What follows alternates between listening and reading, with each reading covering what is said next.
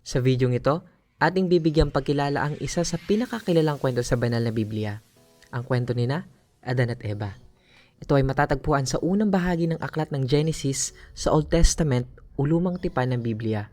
Ito ay may makabuluhan na mensahe tungkol sa paggawa ng Diyos ng napakaganda at perpektong mundo, pagkahulog ng tao sa kasalanan, at ang papel ng Diyos sa buhay ng tao. Ang paglikha ng tao. Sa umpisa, inilahad kung paano nilikha ng Diyos ang lahat ng bagay sa 6 na araw. Noong ika-6 na araw, nilikha niya ang tao, sina Adan at Eva, at ipinag-utos ng Diyos sa kanila na pamahalaan ang lahat ng mga nilikha. Ang hardin ng Eden. Isinalaysay ang kaligayahan ni Adan at Eva sa hardin ng Eden. Ito ay masagana sa iba't ibang uri ng masasarap na prutas. Ipinagbilin sa kanila ng Diyos na lahat ay maaari nilang kainin. Ngunit may isang ipinagbawal ng Diyos. Huwag kainin ang bunga ng puno ng kaalaman, sapagkat ito ay magiging sanhi ng kanilang kamatayan. Ang tukso at pagkakasala.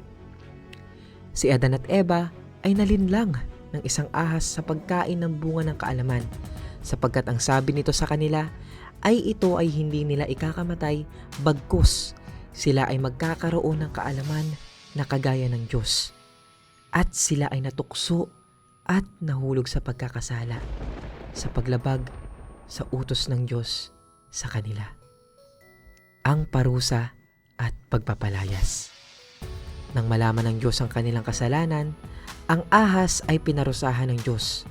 Si Adan at Eva ay pinalaya sa Eden at daladala ang sumpa na ipinataw sa kanila ng Diyos. Sakit at hirap sa pagdadalang tao, pati na rin ang sumpa sa lupa, pati na rin ang mga tinik sa halamanan. Aral at mensahe. Ang mga aral na maaaring makuha mula sa kwento ni Adan at Eva, ipinapakita nito ang kahalagahan ng pagsunod sa mga utos ng Diyos, ang konsepto ng pagkahulog sa kasalanan, at ang kahalagahan ng presensya ng Diyos. Sa kabuuan, ang kwentong ito ay nagpapakita ng pag-usbong ng kasalanan at pagkukulang ng tao. Ngunit may pag-asa rin sa pamamagitan ng kabutihang loob ng Diyos.